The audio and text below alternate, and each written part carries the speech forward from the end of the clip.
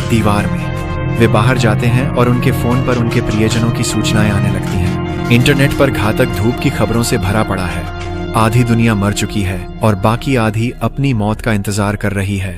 हवाई अड्डा खाली है क्योंकि जो भी भाग सकता था वह भाग गया है और बाकी लोग अंधेरे स्थानों में छिपे हुए हैं, इस उम्मीद में कि यह उन्हें बचा लेगा। हालांकि खबरों के अनुसार लोग बंकरों के अंदर भी मर रहे हैं। अचानक उनके पास 3 RIF सैनिक मदद मांगने आते हैं।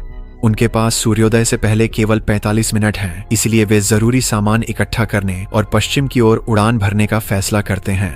यात्रियों में से एक विमान इंजीनियर है, जैकब।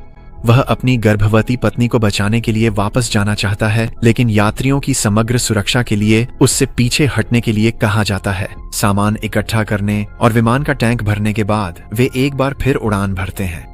सैनिकों में से एक पायलट है और सुझाव देता है कि वे भूमध्य रेखा से दूर उड़ें ताकि सूरज उन्हें जल्दी न पकड़ सके।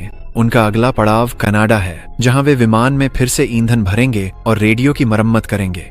कुछ समय बाद इंटरनेट ठीक हो जाता है और उनके सभी फोन बजने लगते हैं। उन्हें अपने प्रियजनों के अंतिम संदेश मिलते हैं जो ब्रुसेल्स में पहले ही मर चुके हैं। फिर एक आदमी को एक लेख मिलता है जिसमें कहा गया है कि इस आपदा का कारण सूरज की ध्रुवीयता है। एक अन्य यात्री जिसका नाम हॉर्स्ट है, जलवायु विशेषज्ञ है और जानता है कि सूरज की ध्रुवीयता का क्या अर्थ होता है। वह समझाता है कि हर 11 साल में सूरज का चुंबकीय क्षेत्र उलट जाता है, लेकिन कोई नहीं जानता क्यों। इसका दुनिया पर कोई महत्वपूर्ण प्रभाव नहीं पड़ता, इसलिए इस पर ज्यादा शोध नहीं हुआ है। हालांकि पिछले कुछ दशकों में इस उलटफेर की तीव्रता कमजोर होती जा रही थी। इसी वजह से हॉर्स्ट का मानना है कि अब यह उलटफेर दूसरी दिशा में कहीं अधिक शक्तिशाली हो गया है।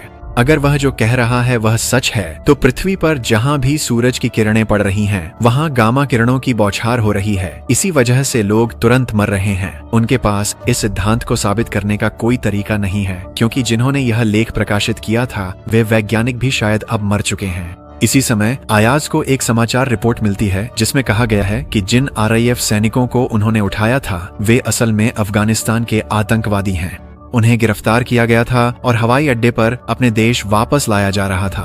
बाहर उनमें से एक की बहस हो जाती है और वह डिमेंशिया से पीड़ित बूढ़े आदमी को धक्का दे देता है। इससे उसकी मौत हो जाती है और उस आतंकवादी को यात्रियों की नाराजगी मिलती है। आतंकवादी होना तो ठीक है, लेकिन बूढ़ों को धक्का देना? भाई सिल्वी मैथ्यू को उस समाचार रिपोर्ट के बारे में बताती है और दोनों तय करते हैं कि जब वे कनाडा में उतरेंगे तो आतंकवादियों को छोड़ देंगे। कुछ मिनट बाद वे उतरते हैं